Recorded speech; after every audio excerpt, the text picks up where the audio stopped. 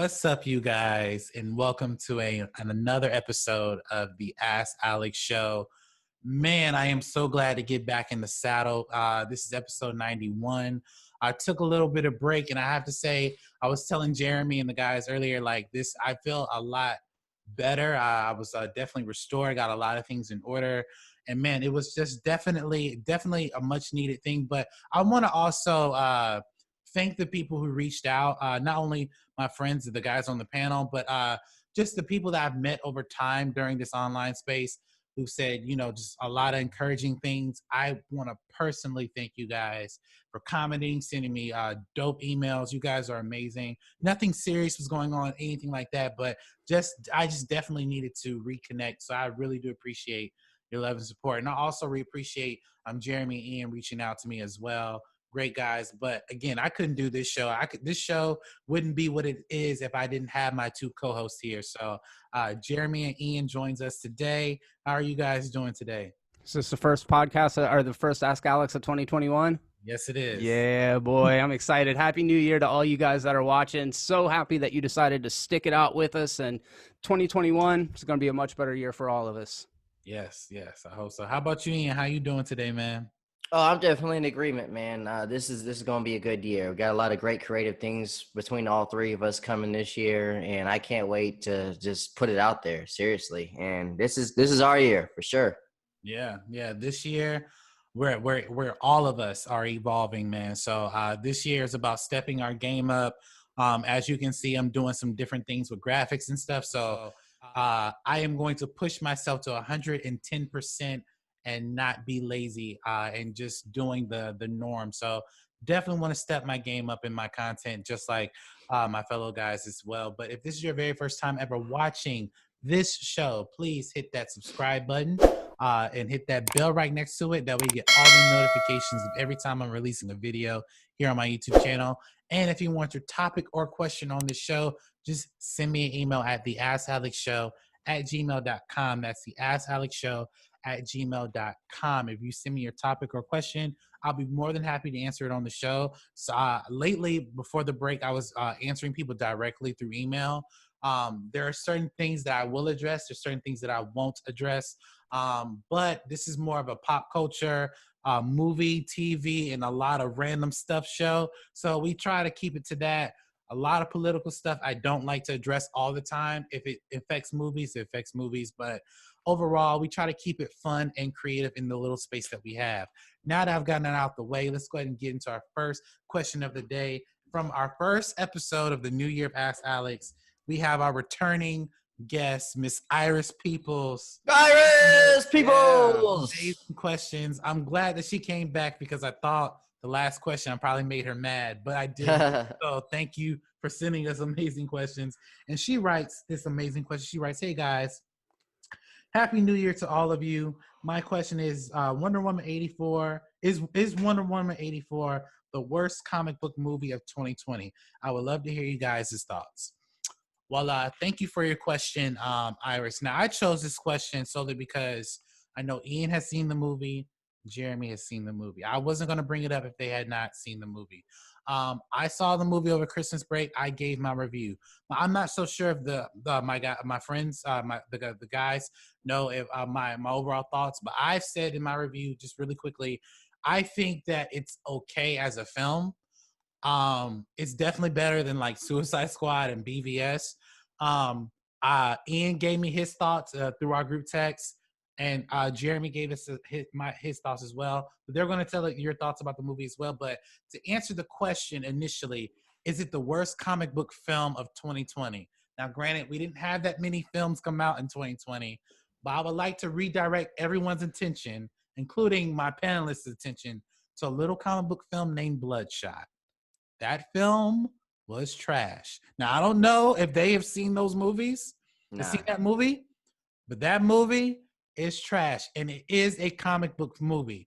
That movie is the worst comic book movie of 2020. Now, I will not go as far. I saw somebody, I won't say who it is, but I saw a dude who does this type of thing on YouTube say that We Can Be Heroes, this Netflix rendition of Shark Boy and Lava Girl sequel, which is it's a great kids movie for kids. That I've seen someone say that movie in particular is better than Wonder Woman 84. I feel like, and again, movies are subjective. I feel like that's a reach. That is a huge reach. I don't know. Did you see it? I saw it. I watched it with my child. I think that's why I say it's not. I would never say it's trash. It's definitely not a trash movie, but it's a movie that caters to kids. And you're talking about two different things. Granted, yes, they're comic book characters. Great. Not really Shark Boy and Lava Girl, but let's throw them into the conversation of comic book characters.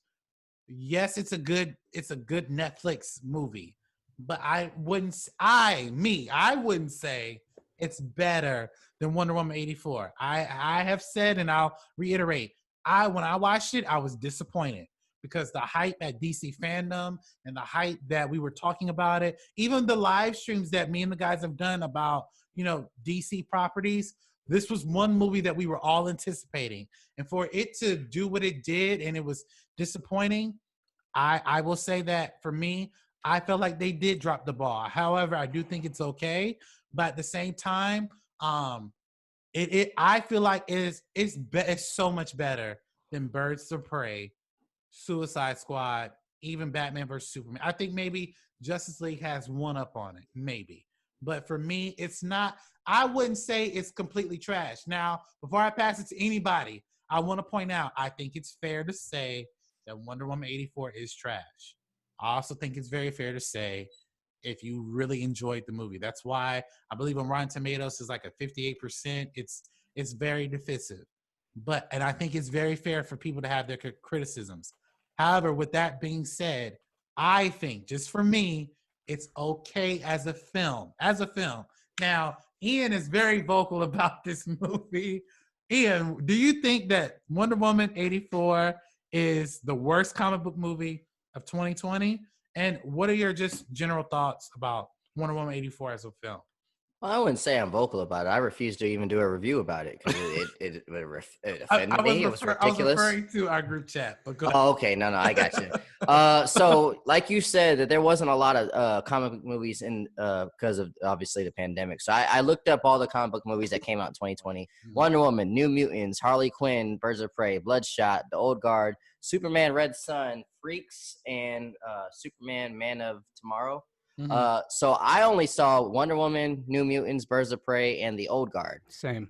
Best comic book movie of the year to me is The Old Guard. Everyone knows I love this movie a lot. The second would be New Mutants. I actually like New Mutants a lot more than the critics did. It's not the best comic book movie ever. It's not even the best X-Men movie, but it was okay. I liked it. I'm going to say this. I'm going to disagree with Alex. I'm going to say Birds of Prey was better than Wonder Woman. I don't know. Wow. I don't know if it was because of the hype of Wonder Woman that had me very excited, and it was like Batman vs Superman where it broke my heart. But a lot of the choices in Wonder Woman didn't make no goddamn sense. Nope. It as a narrative, and just like you got to turn your brain off to an extent when you're watching comic book movies, obviously, because this is not a realistic world we're living in. But some of them as a story narrative just didn't make any damn sense. I would say Birds of Prey, as stupid and corny as that was, at least it followed a narrative that made a little bit of sense. I was very disappointed. That's a stretch, but all right, I'll take that point. Well, shoot. Well, tell me what I'm wrong. Tell me where I'm wrong. Where did Birds of Prey not make sense compared to Wonder Woman? I think you're right in the sense that they both don't make any sense. They don't, but at the end of Wonder Woman, this dude's like saying, hey, bring your wishes to me. And then everybody denounces their wish at the end. Get the fuck out of here. Yeah. Okay. I agree. Where does Wonder Woman make more sense than Birds of Prey? That's what I'm trying to say. Like I don't understand the rules and regulations of this movie. They didn't establish none of it. It was just there, And what disappointed me most about this movie is the first one was amazing. Yeah. I just don't understand why it failed this way. But no, I could harp on how that movie didn't make any sense all day, and how stupid it was, and how much it broke my heart as a fan of Gal Gadot as Wonder Woman and the first one. But I don't know what happened. I don't know if there was crazy studio involvement, or if Patty Jenkins was just high on crack. I don't know what the issue was, But that movie right there made no damn sense, and it's going to go not just as the worst movie of 2020, comic book movie, probably going to be on my list of one of the worst comic book movies ever. After time of thinking, because you got to look at the logic of this movie. Look at the writing, and it looked cool, but look at the writing, man. It made no goddamn sense. Okay, real quick, let me just ask, because I know you haven't seen Bloodshot, and if you saw it, you would probably feel the same way you feel about Wonder Woman 84. Maybe.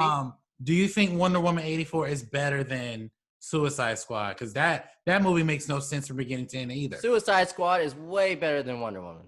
Really? Wonder Woman 84. Now the first Wonder Woman, hands down better. Right. I don't hate Suicide Squad as much as everybody. I can acknowledge it's a stupid movie. It's a corny, hey, there's a thing going up in the air and stuff like that. But I had fun with it, okay? But I'm acknowledge it's not the best movie ever. It's not even top tier superhero movie, DC movies ever for me.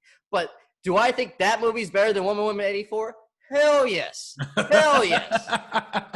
Wow, those are some very interesting points. I mean, he makes some good. I may not agree with all those points, but he's right. It's the movie Wonder Woman 84 is very jarring. Very jarring. And if you're not paying attention, even if you are paying attention, it still doesn't make any sense. But I still feel Wonder Woman raped that guy. Sorry. Wow. I'm gonna add something to that. Even when I watched it twice, I was like, I still think it's okay. You watched it twice? Yeah, I watched it twice. I did too. But I wanted to see. I still think it's slightly better than some of these other DC films. But Jeremy, I know you have an interesting opinion about this. Do you think that Wonder Woman 84 is like the worst comic book movie of 2020? And do you agree with anything that Ian had to say? I would love to hear your thoughts. First of all, I've seen the same movies Ian did. I'm going to take Old Guard out of the mix because I don't think anybody knows the comics. They just know the movie. So let's just look at Wonder Woman 84, The New Mutants, and Harley Quinn, Birds of Prey. I echo a lot of what Ian said. And in fact, I didn't do a review on Wonder Woman 84, despite the fact that there were almost no movies to review this year because I didn't want to be another middle-aged white dude that was piling on to this female-led superhero movie because I did watch it twice.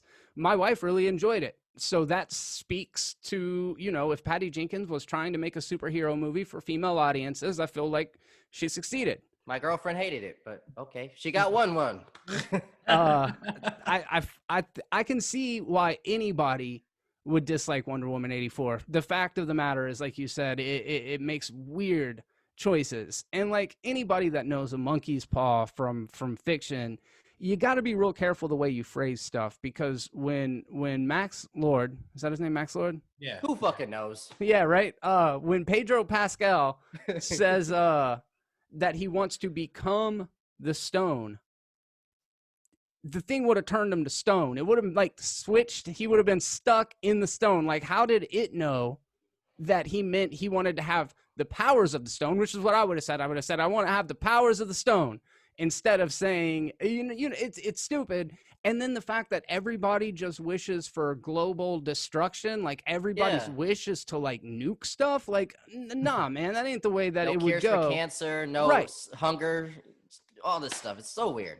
Yeah, weird choices. The whole end of the movie where Gal Gadot is straight up talking to you, I felt like she was singing Imagine to me again. I was like, this is patronizing and condescending. Why are these rich people telling me to renounce my wish when they have it all? You know what I mean? I'm like, give me some of that. Anyways, I'd be the person wishing for nukes. No, I wouldn't. I would say, first of all, you just wish for infinite wishes. I mean, that's what we all do, right? You say, I want all the wishes. And I know in Aladdin, they said you couldn't do that. Anyways, yeah, like Ian said, we could go on and on about some of the weird choices in this movie. Wonder Woman did kind of rape that dude.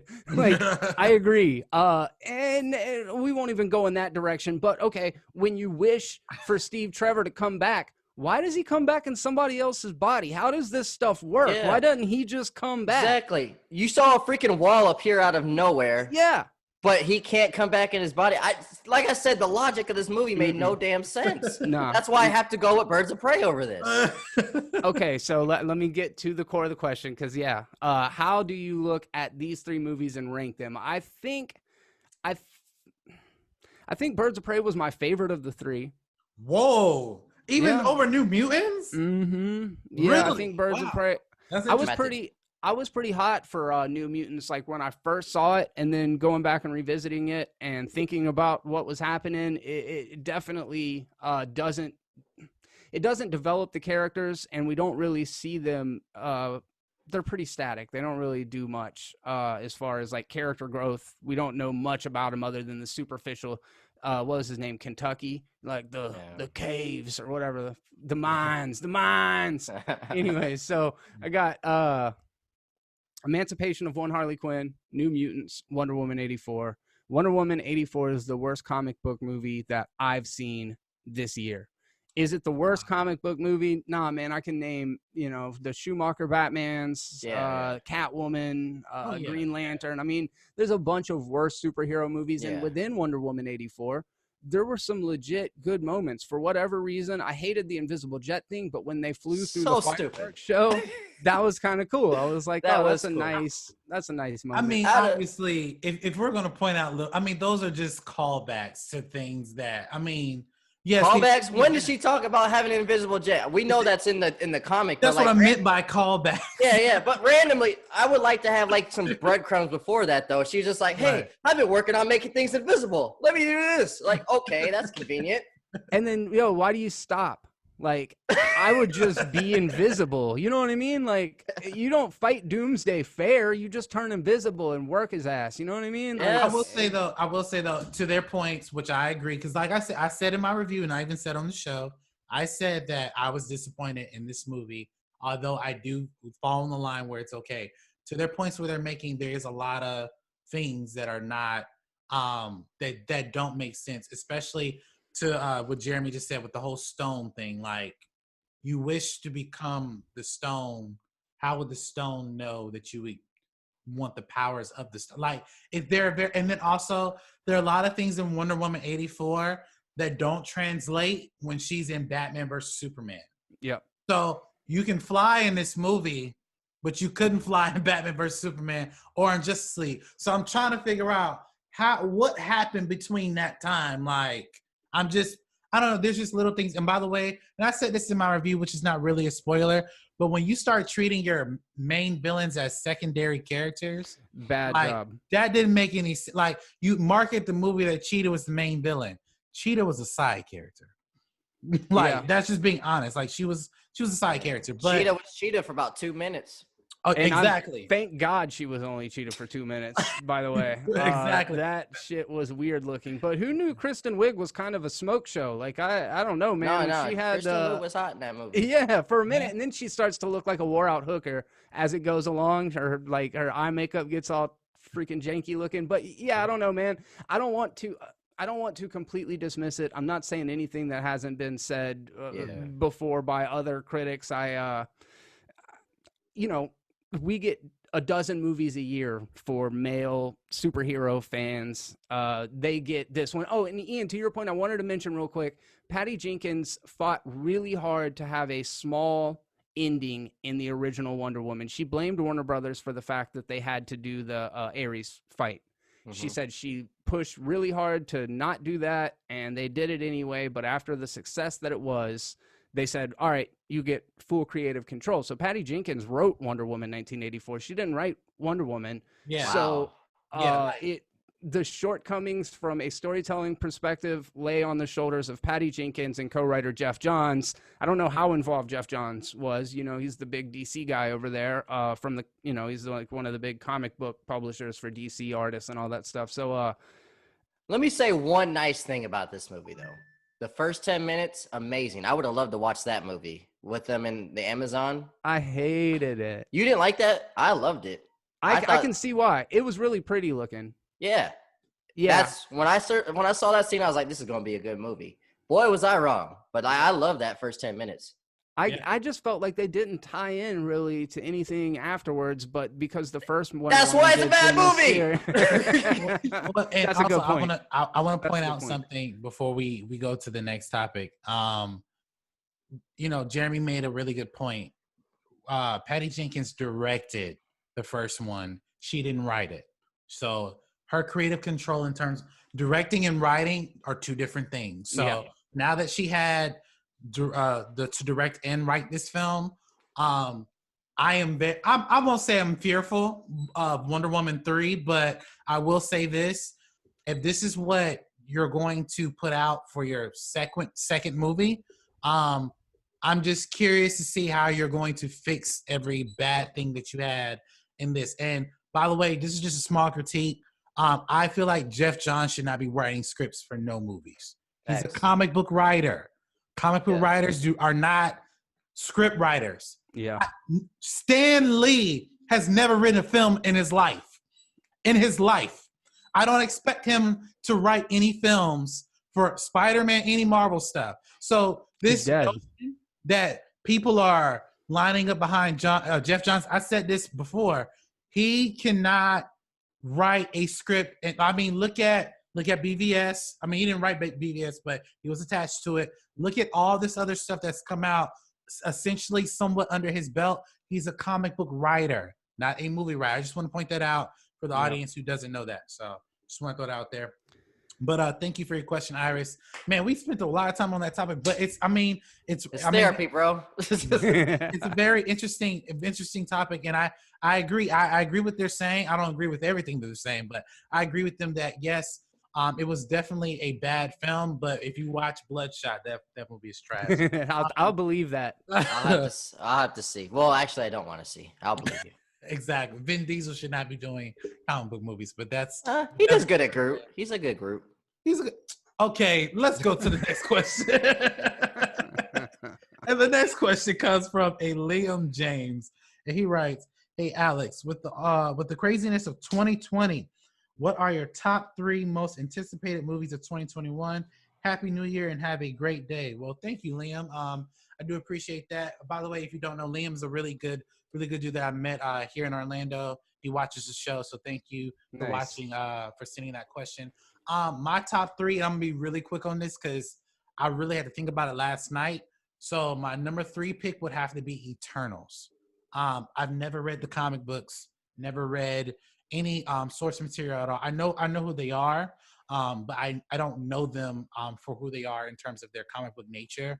The reason why I'm really excited for Eternals is because when I saw Guardians 1, I was in love with the intergalactic universe of the Marvel universe. I cannot wait to see what they're going to do by expanding that with the Eternals. So I got that on my list. Hopefully theaters will be open given the circumstances.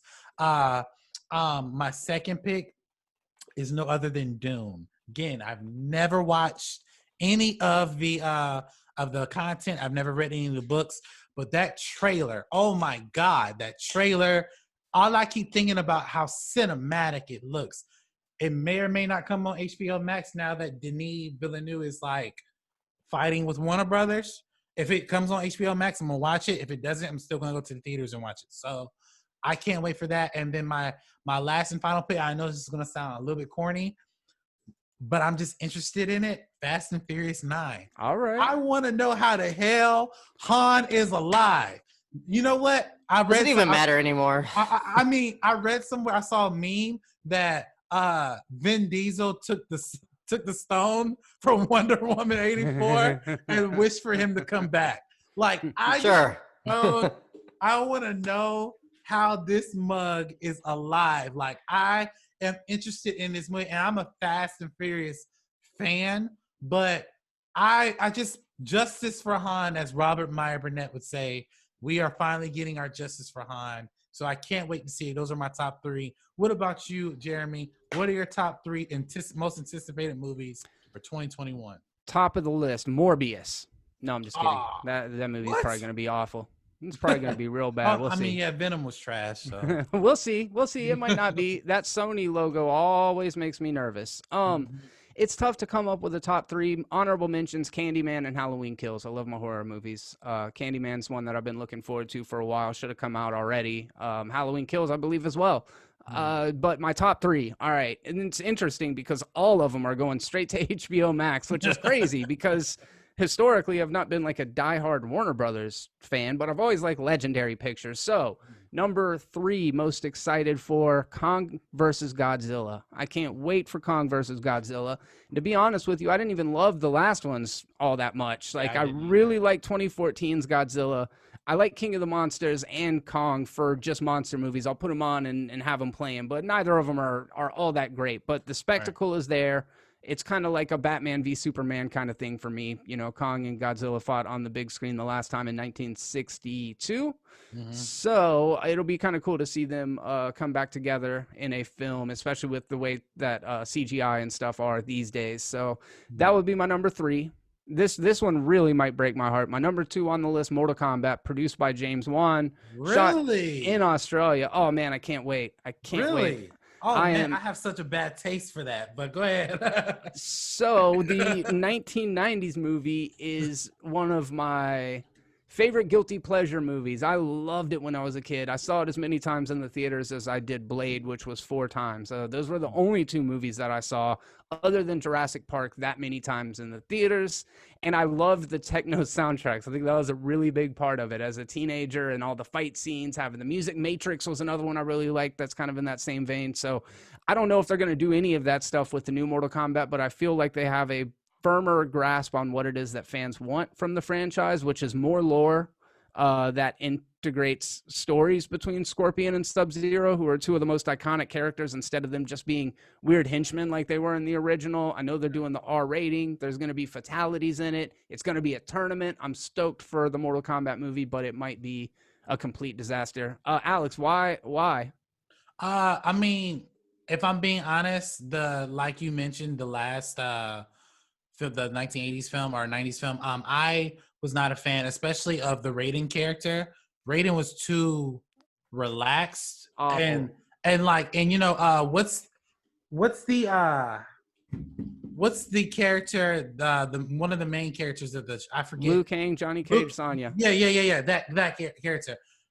What a douchebag. Like I'm sorry, like I could not like and when you play the game is ruthless.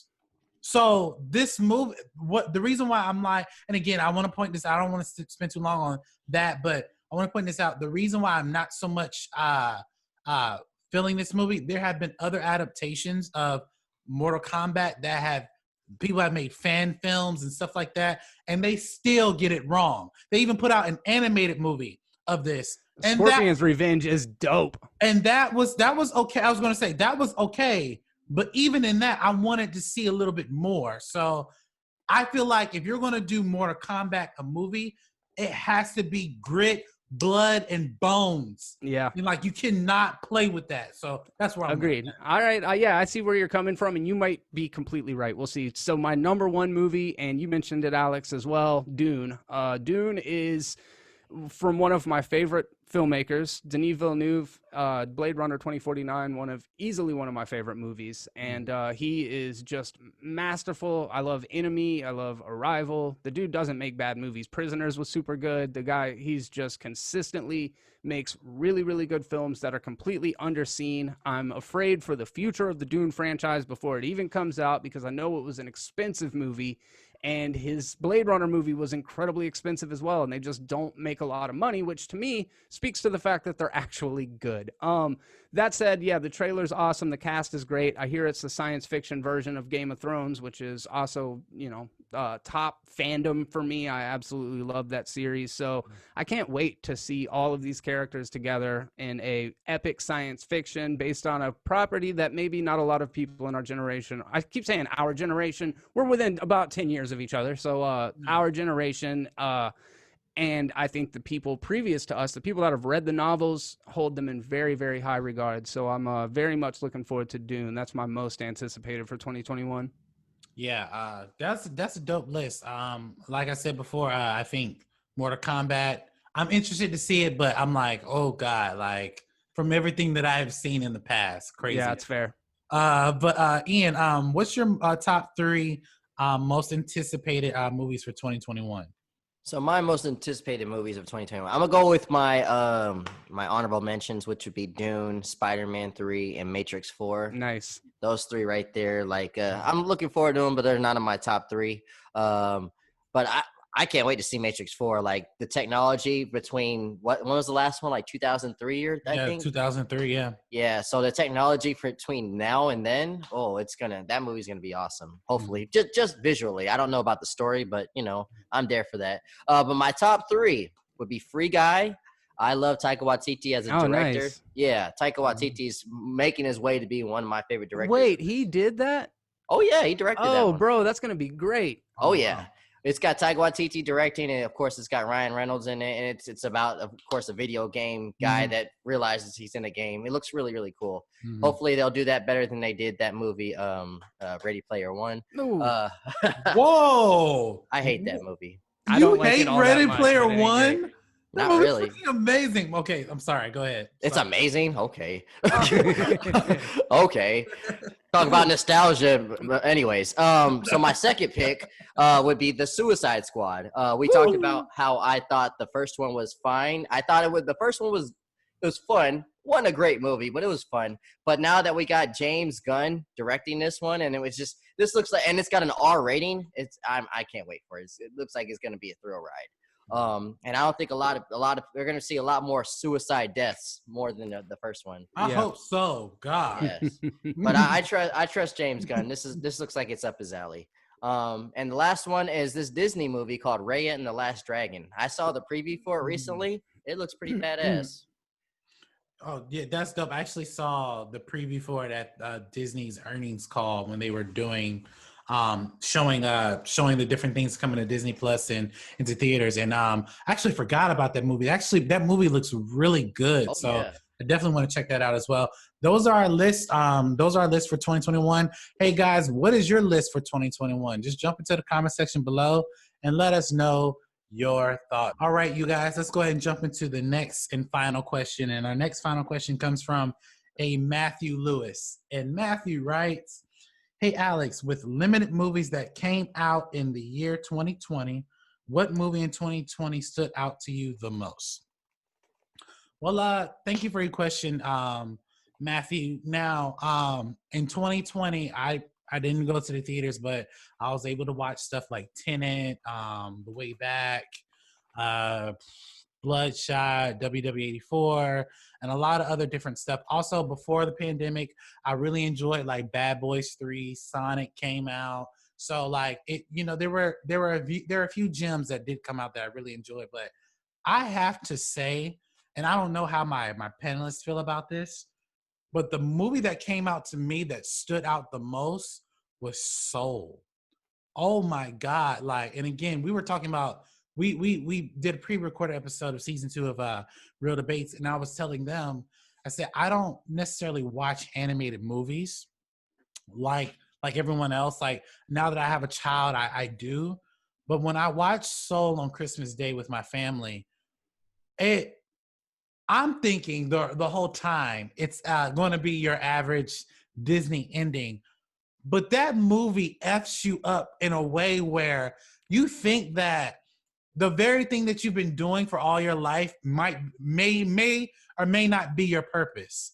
And that movie, Jamie Foxx's character, I mean, Jamie Foxx is such a talented actor, but the way that story's being told around him and how he's a teacher, but so in love with jazz and music, and the historical aspect, not the historical, but in a sense, the Black aspect that they focused on, where you see, prominent Black animated characters, and the way they just crafted the animation and the story really stood out to me. I didn't cry, but it really teared me up when you find out that his purpose is not jazz music. It's the thing that he loves, but his purpose is teaching, is showing people the love for music. And in a lot of ways, it really made me think like, yo, I always viewed, and I don't mean to say this as a thing to like shit on YouTubers, but I never viewed YouTube in a sense that it's something I wanted to be doing for the rest of my life. I'm a filmmaker at heart, but I find myself enjoying the YouTube space a lot because it challenges you to be creative. Like there are plenty of YouTube channels and this is just like a sidebar, but there are plenty of YouTube channels that get on camera and they talk about these things. But the difference that makes you stand out is the effort that you put in your videos. And for me, I'm a craftsman. I love developing graphics from scratch or pulling things that I've seen and making them my own. And a lot of that has come from filmmaking, but like, you know, I just recently linked up with a YouTube channel called Four Nerds and One Podcast. I did some graphics for them, and they, you know, just showing them how to do that type of stuff brought joy to me. And when I keep thinking about Soul, like, yo, Soul is such a amazing film that hits you in so many different ways where you're like, it really makes you think what your purpose is. So for a lot of ways, out of all the movies that I've seen this year, Soul was my favorite movie that I've seen this year as a collective. I know it didn't come out in theaters. It's a Disney Plus movie, but Soul was so great. Ian, what was the movie this year that stood out for you? This was like an indie flick called Black Bear. That was probably my favorite movie of the year. And this movie was about one of those movies where you watched and you had different interpretations at the end. It's one of those movies that make you think, and it comes up with theories at the end. And those are my favorite type of movies. I love thrillers, and I love like those types of movies that blow your freaking mind. And I think Black Bear is a very hidden gem of 2020, and I definitely recommend it. It stars what's her name, Aubrey Plaza, and I think she did an amazing job. Don't sleep on Aubrey Plaza. She is an amazing actress. Dope actress. Yeah, for sure. But yeah, this is one of those movies I can't recommend more and more every time I talk about this movie. It is, if you are a fan of film, definitely check this one out. And of course, it's not going to be a lot of people's poster movie because it's not Marvel or Star Wars or Disney stuff. But if you like film festival type movies, and if you like amazing acting that makes you feel uncomfortable because it's art, definitely check out Black Bear. That was my favorite movie of the year. And everything you said about Soul was amazing. I love the detail of it, though. Soul was definitely my top 3. Yeah. And I'm definitely gonna check out Black Bear because I love the film festival space as well. But that's a dope pick as well. Again, really challenging year for films, but I would have to say Soul really stood out for me, and Black Bear stood out for Ian. But Jeremy, what film that you saw this year really stood out for you and back in 2020? There are so many. I mean, every year that I haven't seen. I haven't seen Black Bear. That sounds super cool. I love the movie Soul. I thought that was so good, so well done. And definitely one of the best that I've seen this year.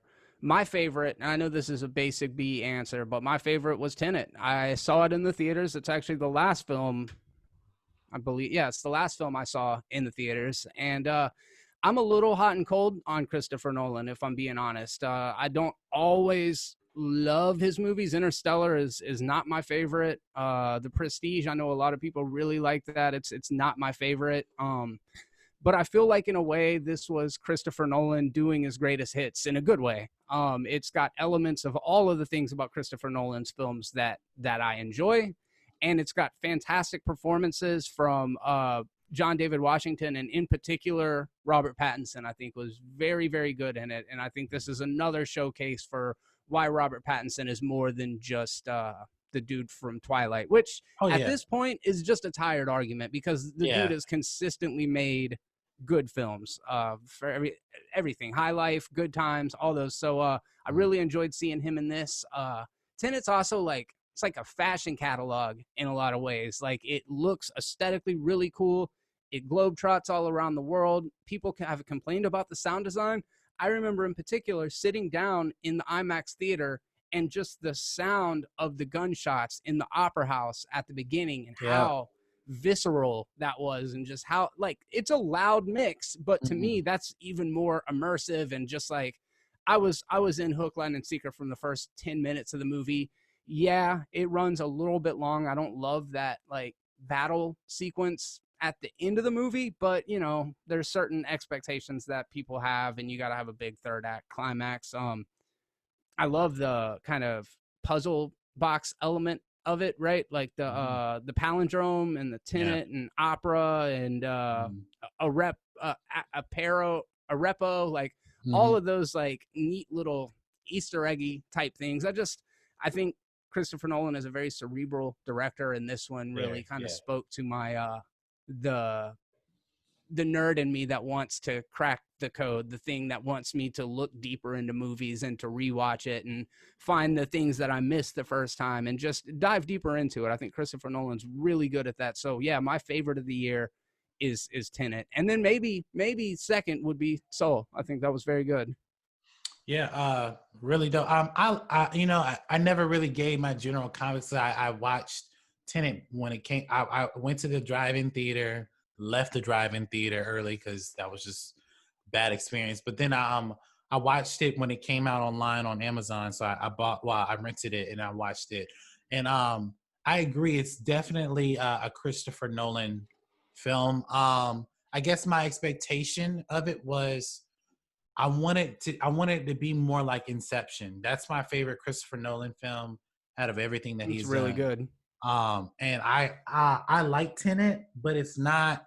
My issue was not even the audio mix. It was just that I didn't really understand the narrative. I get it. Yeah, that was just me. I don't think I do either, if I'm being honest with you. I mean, I picked up on bits and pieces of it, but the lady says at the very beginning, basically, like, don't worry about it. Like the whole bullet reverse thing. She's like, this is so outside of the way that our perception of physics and reality work that you're not going to be able to grasp it anyway. So like at that point, I just kind of sat back and let it wash over me.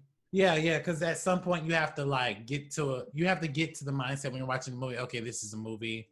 I shouldn't be even focusing on what are the connecting parts. Kind of like Wonder Woman 84. Just fuck reality. Like let's just go bonkers. But I mean, it is a great film, and it was definitely a standout. I wish it could have been better, but it was a dope film for what it was. But thank you guys so much for your question. What is your top what was the movie in 2020 that stood out for you guys? I would love to know what stood out for you guys. Just jump to the comment section below and let me know your thoughts. And thank you guys so much for tuning into this episode of the Ask Alex Show, episode 91. Guys, we're 9 more episodes away, 9 or 8 more episodes away. I'm doing my math completely wrong, from 100 episodes. Oh wow, guys. nice. Almost 100 episodes of this show. So thank you guys so much for continuing to come back. Ian, where can we find you on social media and on YouTube? Social media at I_controversy, and on YouTube is youtube.com/thecontroversy. And check me out. Don't sleep on me. I am dope. And real quick, do you have anything prepared for any new stuff or reoccurring things coming out in 2021? I'm gonna ask Jeremy the same question too. Oh yeah, I got things coming out in 2021. What are they? None of your fucking business. Just wait. I want to be a surprise. Okay, you heard it here first. Okay, please do not unsubscribe from me. Okay, just want to throw it out there. Those opinions are Ian's, not mine. But Jeremy, where can we find you on social media and YouTube? And do you hold the same position as Ian? What are your plans for 2021 as far as YouTube is concerned? I kind of do hold the same plans as Ian. Not in the content thing, strictly in the, I don't want you to find me on social media. Don't worry about where I am. Just check me out at Movies Are Terrible on YouTube. Jeremy Branch, that's my name. Look me up.